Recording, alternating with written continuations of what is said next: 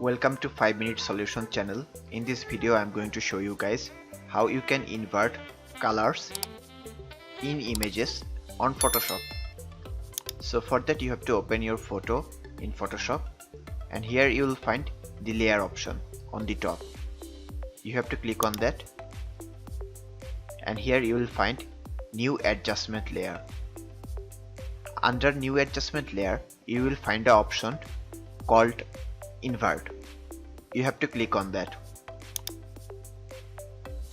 Then here it will show a new window. You have to click on OK, and your image will be inverted. So Photoshop will add a layer mask in here. So you can change this mask option from here as well, like the opacity of the effect and other things.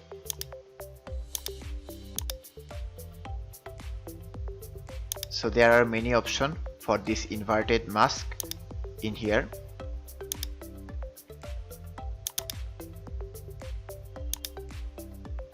And you can also double click on it to customize it further according to your needs.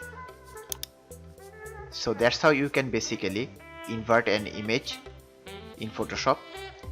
So if you want more videos like this, then like, comment and subscribe. And also thank you very much for watching this video.